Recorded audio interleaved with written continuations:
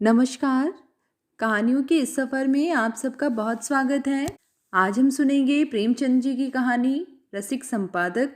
कहानी शुरू करने से पहले मेरा आप सबसे विनम्र निवेदन है, यदि मेरे द्वारा सुनाई गई कहानियाँ आप सबको पसंद आती हों तो कृपया मेरे चैनल को ज़रूर सब्सक्राइब करें। तो चलिए सुनते हैं कहानी रसिक संपादक।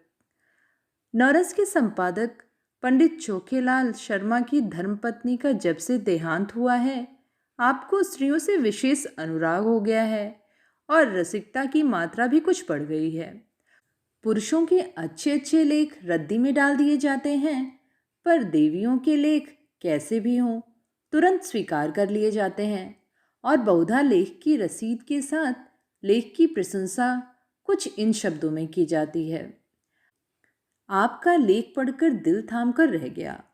अतीत जीवन आंखों के सामने मूर्तिमान हो गया, अथवा आपके भाव साहित्य सागर के उज्जवल रत्न हैं, जिनकी चमक कभी कम न होगी। और कविताएं तो हृदय की हिलोरें, विश्व वीणा की अमर तान, अनंत की मधुर वेदना, निशा का गौरव गान होती थी। प्रशंसा के साथ दर्शन की उत्कट अभिलाषा भी प्रकट की जाती थी। यदि आप कभी इधर से गुजरें तो मुझे न भूलिएगा। जिसने ऐसी कविता की सृष्टि की है, उसके दर्शन का सौभाग्य मुझे मिला तो अपने को धन्य मानूंगा। लेखिकाएं अनुराग में प्रोत्साहन से भरे हुए पत्र पाकर फूल ही न समाती। जो लेख अभागे भिक्षुक की भांति कितने ही पत्र पत्रिकाओं के द्वार से निराश हो लौट आए थे, उनका यहाँ इतना आदर। पहली बार ही ऐसा संपादक जन्मा है जो गुणों का पारखी है, और सभी संपादक अमान्य हैं, अपने आगे किसी को समझते ही नहीं। जरा सी संपादकी क्या मिल गई, मानो कोई राज्य मिल गया। संपादकों को कहीं सरकारी पद मिल जाए तो अंधेर मचा दे। वह तो कहो कि सरकार इन्हें पूछती नहीं। उसने बहुत अच्छा किया जो ऑर्डिनेंस पास कर दिए। और स्त्रियों से द्वेष करो, यह उसी का दंड है। यह भी संपादक ही हैं, कोई घास नहीं छिलते। और संपादक भी एक जगत विख्यात पत्र के। नौरस सब पत्रों में राजा है। चोखेलाल जी के पत्र की ग्राहक संख्या बड़े वेग में बढ़ने लगी। हर डाक से धन्यवादों की एक बाढ़ सी आ जाती और लेखिकाओं में उनकी पूजा होने लगी। ब्याह, कौना, मुंडन, छेदन, जन्म मरण के समाचार आने लगे। कोई आशीर्वाद मांगती, कोई उनके मुख से सांत्वना के दो शब्द सुनने की अभिलाषा करती, कोई उनसे घरेलू संकटों की परामर्श पूछती, और महीने में 10-5 महिलाएं उन्हें दर्शन भी दे जाती। शर्मा जी उनकी अवाई का तार या पत्र पाते ही स्टेशन पर जाकर उनका स्वागत करते, बड़े आग्रह से उन्हें एकाध दिन ठहराते, उनकी खूब खातिर करते। सिनेमा के फ्री पास मिले हुए ही थे, खूब सिनेमा दिखाते। महिलाएं उनके सद्भावत्व से मुग्ध होकर विदा होती। मशहूर तो यहाँ तक कि शर्मा जी का कई लेखिकाओं से बहुत ही घनिष्ठ संबंध हो गया है, लेकिन इस विषय में हम निश्चयपूर्वक कुछ नहीं कह सकते। हम तो इतना ही जानते हैं कि जो देवियाँ एक बार यहाँ आ जाती, वह शर्मा जी की अनन्य भक्त हो जाती। बेचारा साहित्य की कुटिया का तपस्वी है, अपने विधुर जीवन की निराशाओं को अपने अंतस्तल में संचित रखकर मूक वेदना में प्रेम माधुर्य का रसपान कर रहा है। संपादक जी के जीवन में जो कमी आ गई थी, उसकी कुछ पूर्ति करना महिलाओं ने अपना धर्म सा मान लिया। उनके भरे हुए भंडार में से अगर एक क्षुधित प्राणी को थोड़ी सी मिठाई दी जा सके तो उससे भंडार की शोभा ही है। कोई देवी पार्सल में अचार भेज देती, कोई लड्डू। एक ने पूजा का ऊनी आसन अपने हाथों बनाकर भेज दिया। एक देवी महीने में एक बार आकर उनके कपड़ों की मरम्मत कर देती थी। दूसरी देवी महीने में 2 बार आकर उन्हें अच्छी अच्छी चीजें बनाकर खिला जाती थी। अब वह किसी एक के न होकर सबके हो गए थे। स्त्रियों के अधिकारों का उनसे बड़ा रक्षक शायद ही कोई मिले। पुरुषों से तो शर्मा जी को हमेशा तीव्र आलोचना ही मिलती थी। श्रद्धा में सहानुभूति का आनंद तो उन्होंने स्त्रियों ही में पाया। एक दिन संपादक जी को एक ऐसी कविता मिली जिसमें लेखिका ने अपनी उग्र प्रेम का रूप दिखाया था। अन्य संपादक उसे अश्लील कहते, लेकिन चोखेलाल इधर बहुत उदार हो गए थे। कविता इतने सुंदर अक्षरों में लिखी थी, लेखिका का नाम इतना मोहक था कि संपादक जी के सामने उसका एक कल्पना चित्र सा आकर खड़ा हो गया। भावुक प्रकृति, कोमल गात, याचना भरे नेत्र, बिंब अधर, चंपई रंग, अंग अंग में चपलता भरी हुई, पहले गोंद की तरह शुष्क और कठोर, आर्द्र होते ही चिपक जाने वाली। उन्होंने कविता को 2-3 बार पढ़ा और हर बार उनके मन में सनसनी दौड़ी। क्या तुम समझते हो मुझे छोड़कर भाग जाओगे? भाग सकोगे? मैं तुम्हारे गले में हाथ डाल दूंगी, मैं तुम्हारी कमर में करपास कस दूंगी, मैं तुम्हारा पांव पकड़कर रोक लूंगी, तब उस पर सिर रख दूंगी। क्या तुम समझते हो मुझे छोड़कर भाग सकोगे? छोड़ सकोगे? मैं तुम्हारे अधरों पर अपने कपोल चिपका दूंगी। उस प्याले में जो मादक सुधा है उसे पीकर तुम मस्त हो जाओगे और मेरे पैरों पर सिर रख दोगे। क्या तुम समझते हो मुझे छोड़कर भाग जाओगे? कामाक्षी। शर्मा जी को हर बार इस कविता में एक नया रस मिलता था। उन्होंने उसी क्षण कामाक्षी देवी के नाम या पत्र लिखा। आपकी कविता पढ़कर मैं नहीं कह सकता मेरे चित्त की क्या दशा हुई। हृदय में एक ऐसी तृष्णा जाग उठी है जो मुझे भस्म किए डालती है। नहीं जानता इसे कैसे शांत करूंगा। बस यही आशा है कि इसको शीतल करने वाली सुधा भी वहीं मिलेगी जहां से यह तृष्णा मिली है। मन मतंग की भांति जंजीर तुड़ाकर भाग जाना चाहता है। जिस हृदय से यह भाव निकले हैं उसमें प्रेम का कितना अक्षय भंडार है। उस प्रेम का जो अपने को समर्पित कर देने में ही आनंद पाता है। मैं आपसे सत्य कहता हूँ, ऐसी कविता मैंने आज तक नहीं पढ़ी थी और इसने मेरे हृदय में जो तूफान उठा दिया है वह मेरी विदुर शांति को छिन्न भिन्न किए डालता है। आपने एक गरीब की फूस की झोपड़ी में आग लगा दी है, लेकिन मन यह स्वीकार नहीं करता कि यह केवल विनोद क्रीड़ा है। इन शब्दों में मुझे एक ऐसा हृदय छिपा हुआ ज्ञात होता है जिसने प्रेम की वेदना सही है, जो लालसा की आग में तपा है। मैं इसे अपना परम सौभाग्य समझूंगा यदि आपके दर्शनों का सौभाग्य पा सकूं। यह कुटिया अनुराग की भेंट लिए आपका स्वागत करने को तड़प रही है। सप्रेम।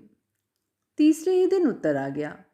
कामाक्षी ने बड़े भावुकतापूर्वक शब्दों में कृतज्ञता प्रकट की थी और अपने आने की तिथि बताई थी। आज कामाक्षी का शुभागमन है। शर्मा जी ने प्रातःकाल हजामत बनवाई, साबुन और बेसन से स्नान किया, महीन खद्दर की धोती, कोपटी का ढीला चुन्नटदार कुर्ता, मलाई के रंग की रेशमी चादर। इस ठाठ से आकर कार्यालय में बैठे तो सारा दफ्तर गमक उठा। दफ्तर की भी खूब सफाई करा दी गई थी। बरामदे में गमले रखवा दिए गए थे, मेज पर गुलदस्ते सजा दिए गए थे। गाड़ी 9 बजे आती है, अभी 8:30 हैं। 9:30 बजे तक यहाँ आ जाएगी। इस परेशानी में कोई काम नहीं हो रहा है। बार बार घड़ी की ओर ताकते हैं, फिर आईने में अपनी सूरत देखकर कमरे में टहलने लगते हैं। मूंछों में 2-4 बाल पके हुए नजर आ रहे हैं। उन्हें उखाड़ फेंकने का इस समय कोई साधन नहीं है। कोई हरज नहीं, इससे रंग कुछ और ज़्यादा जमेगा। प्रेम जब श्रद्धा के साथ आता है तब वह ऐसा मेहमान हो जाता है जो उपहार लेकर आता हो। युवकों का प्रेम खर्चीली वस्तु है, लेकिन महात्माओं या महात्मापन के समीप पहुंचे हुए लोगों का प्रेम उल्टे और कुछ ले आता है। युवक जो रंग बहुमूल्य उपहारों में जमाता है वह महात्मा या अर्ध महात्मा लोग केवल आशीर्वाद से जमा लेते हैं। ठीक 9:30 बजे चपरासी ने आकर एक कार्ड दिया। लिखा था कामाक्षी। शर्मा जी ने उसे देवी जी को लाने की अनुमति देकर एक बार फिर आईने में अपनी सूरत देखी और एक मोटी सी पुस्तक पढ़ने लगे, मानो स्वाध्याय में तन्मय हो गए हैं। एक क्षण में देवी जी ने कमरे में कदम रखा। शर्मा जी को उनके आने की खबर न हुई। देवी जी डरते डरते समीप आ गईं। तब शर्मा जी ने चौंक कर सिर उठाया, मानो समाधि से जाग उठे हों, और खड़े होकर देवी जी का स्वागत किया। मगर यह वह मूर्ति न थी जिसकी उन्होंने कल्पना कर रखी थी। एक काली, मोटी, अधेड़, चंचल औरत थी जो शर्मा जी को इस तरह घूर रही थी मानो उन्हें पी जाएगी। शर्मा जी का सारा उत्साह सारा अनुराग ठंडा पड़ गया। वह सारी मन की मिठाइयाँ जो वह महीनों से खा रहे थे पेट में शूल की भांति चुभने लगी। कुछ कहते सुनते न बना, केवल इतना बोले, संपादकों का जीवन बिल्कुल पशुओं का जीवन है। सिर उठाने का समय नहीं मिलता। उस पर कार्याधिक्य से इधर मेरा स्वास्थ्य भी बिगड़ रहा है। रात ही से सिर दर्द से बेचैन हूँ। आपकी क्या खातिर करूँ? कामाक्षी देवी के हाथ में एक बड़ा सा पुलिंदा था। उसे मेज पर पटक कर रुमाल से मुंह पोंछकर मृदु स्वर में बोली, क्या आपने तो बड़ी बुरी खबर सुनाई। मैं तो एक सहेली से मिलने जा रही थी। सोचा रास्ते में आपके दर्शन करती चलूं। लेकिन जब आपका स्वास्थ्य ठीक नहीं है तो मुझे यहाँ कुछ दिन रहकर आपका स्वास्थ्य सुधारना पड़ेगा। मैं आपके संपादन कार्य में भी आपकी मदद करूँगी। आपका स्वास्थ्य स्त्री जाति के लिए बड़े महत्व की वस्तु है। आपको इस दशा में छोड़कर मैं अब जा नहीं सकती। शर्मा जी को ऐसा जान पड़ा जैसे उनका रक्त प्रवाह रुक गया है, नाड़ी छूटी जा रही है। उस चुड़ैल के साथ रहकर तो जीवन ही नरक हो जाएगा। चली है कविता करने, और कविता भी कैसी, अश्लीलता में डूबी हुई। अश्लील तो है ही, बिल्कुल सड़ी हुई, गंदी। एक सुंदरी युवती की कलम से यह कविता कामवार थी। इस डायन की कलम से तो वह परनाले का कीचड़ है। मैं कहता हूँ इसे ऐसी कविता लिखने का अधिकार ही क्या है? यह क्यों ऐसी कविता लिखती है? क्यों नहीं किसी कोने में बैठकर राम भजन करती? आप पूछती हैं मुझे छोड़कर भाग सकोगे? मैं कहता हूँ आपके पास कोई आएगा ही क्यों? दूर से ही देखकर लंबा ना हो जाएगा? कविता क्या है जिसका न सिर न पैर, मात्राओं तक का इसे ज्ञान नहीं, और कविता करती है। कविता अगर इस काया में निवास कर सकती है तो फिर गधा भी गा सकता है, ऊँट भी नाच सकता है। इस राण को इतना भी नहीं मालूम कि कविता करने के लिए रूप और यौवन चाहिए, नज़ाकत चाहिए, नफासत चाहिए। भूतनी सी तो आपकी सूरत है, रात को देख लो तो डर जाए, और आप उत्तेजक कविता लिखती हैं। कोई कितना ही क्षुधातुर हो तो क्या गोबर खा लेगा? और चुड़ैल इतना बड़ा पोथा लेती आई हैं, इसमें भी वही परनाले का गंदा कीचड़ होगा। उस मोटी पुस्तक की ओर देखते हुए बोले, नहीं नहीं, मैं आपको कष्ट नहीं देना चाहता। वह ऐसी कोई बात नहीं है। 2-4 दिन के विश्राम से ठीक हो जाएगा। आपकी सहेली आपकी प्रतीक्षा करती होगी। आप तो महाशय जी संकोच कर रहे हैं। मैं 10-5 दिन के बाद भी चली जाऊंगी तो कोई हानि ना होगी। इसकी कोई आवश्यकता नहीं है देवी जी। आपके मुंह पर तो आपकी प्रशंसा करना खुशामद होगी, पर जो सज्जनता मैंने आप में देखी वह कहीं नहीं पाई। आप पहले महानुभाव हैं जिन्होंने मेरी रचना का आदर किया, नहीं तो मैं निराश ही हो चुकी थी। आपके प्रोत्साहन का यह शुभ फल है कि मैंने इतनी कविताएं रच डाली। आप इनमें से जो चाहे रख ले। मैंने एक ड्रामा भी लिखना शुरू कर दिया है, उसे भी शीघ्र ही आपकी सेवा में भेजूंगी। कहिए तो 2-4 कविताएं सुनाओ। ऐसा अवसर मुझे फिर कब मिलेगा? या तो नहीं जानती कि कविताएं कैसी हैं, पर आप सुनकर प्रसन्न होंगे, बिल्कुल उसी रंग की हैं। उसने अनुमति की प्रतीक्षा न की, तुरंत पोथा खोलकर एक कविता सुनाने लगी। शर्मा जी को ऐसा मालूम होने लगा जैसे कोई भिगो भिगो कर जूते मार रहा है। कई बार उन्हें मतली आ गई, जैसे 1000 गधे कानों के पास खड़े अपना स्वर आलाप रहे हों। कामाक्षी के स्वर में कोयल का माधुर्य था, पर शर्मा जी को इस समय वह भी अप्रिय लग रहा था। सिर में सचमुच दर्द होने लगा। वह गधी टलेगी भी या यूं ही बैठे सिर खाती रहेगी? इसे मेरे चेहरे से भी मेरे मनोभावों का ज्ञान नहीं हो रहा। उस पर आप कविता करने वाली हैं। इस मुंह से तो महादेवी या सुभद्रा कुमारी चौहान की कविताएं भी घृणा ही उत्पन्न करेंगी। आखिर न रहा गया। बोले, आपकी रचनाओं का क्या कहना? आप यह संग्रह यहीं छोड़ जाएं, मैं अवकाश में पढ़ूंगा। इस समय तो बहुत सा काम है।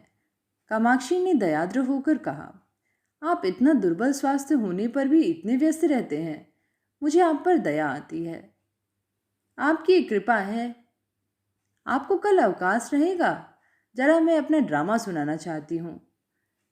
खेद है, कल मुझे जरा प्रयाग जाना है। तो मैं भी आपके साथ चलूं? गाड़ी में सुनाती चलूंगी। कुछ निश्चय नहीं है किस गाड़ी से जाऊं। आप लौटेंगे कब तक? यह भी निश्चय नहीं है। और टेलीफोन पर जाकर बोले, हेलो, नंबर 77। कामाक्षी ने आधे घंटे तक उनका इंतजार किया, मगर शर्मा जी एक सज्जन से ऐसे महत्व की बातें कर रहे थे जिसका अंत ही होने न पाता था। निराश होकर कामाक्षी देवी विदा हुई। शीघ्र ही फिर आने का वादा कर गई। शर्मा जी ने आराम की सांस ली और उस पोथे को उठाकर रद्दी में डाल दिया और जले हुए दिल से आप ही आप कहा, ईश्वर न करे कि फिर तुम्हारे दर्शन हों। कितनी बेशर्म है, उल्टा कहेंगी। आज इसने सारा मजा किरकिरा कर दिया। फिर मैनेजर को बुलाकर कहा, कामाक्षी की कविता नहीं जाएगी। मैनेजर ने स्तंभित होकर कहा, फार्म तो मशीन पर है।